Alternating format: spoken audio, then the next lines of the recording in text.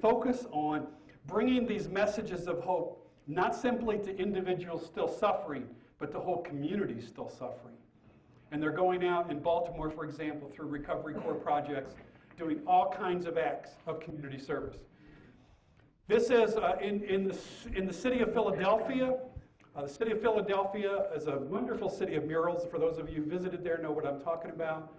And there are a growing number of recovery-themed murals that dot the landscape within Philadelphia. They're conveying this sort of amazing message of hope. And guess where we're placing them? On the sides of pawn shops, on the walls of police stations. This is one of the most beautiful ones that I have ever seen. This is a methadone clinic in the city of Philadelphia with one of the most amazing recovery murals.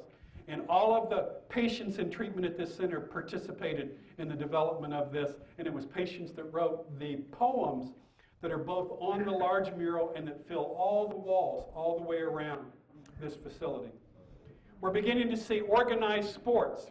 Okay, you know that life crisis in recovery when you wake up and say, okay, I'm clean, now what the hell do I do? You know, I mean, it's like, what do I do when I step out my door, other than go to a meeting and go to a clubhouse? And pretty soon your sponsor is going to say, you know, I don't think you need more meetings. I think you need to get a life. You need a new kind of program. You know, I want you to do something other than go to meetings. Well, what we're beginning to see are recovering people beginning to organize all this incredible range of activities. One of the ones that I'm most interested in are people who are organized in all kinds of sports competition and sports activities.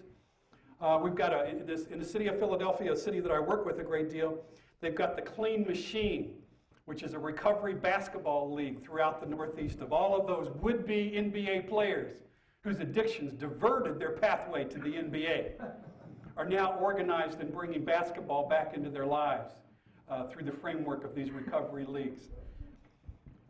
Recovery in music, we're getting more and more varieties of people in recovery who are using their artistic abilities in terms of songwriting and the music that they're playing. Implications for this in closing, let me just go through a couple of them. First off, the alcohol and other drug problems arena is no longer simply split into the arena of personal family recovery and support for that, our fellowships, and then on the other side, treatment. We're getting this whole new world of recovery support institutions beginning to fill up all of this space. We're beginning to see enhanced treatment effectiveness, hear me clearly, by combining and sequencing professionally directed treatment with these multiple recovery support institutions, both extremely assertive linkages to recovery fellowships and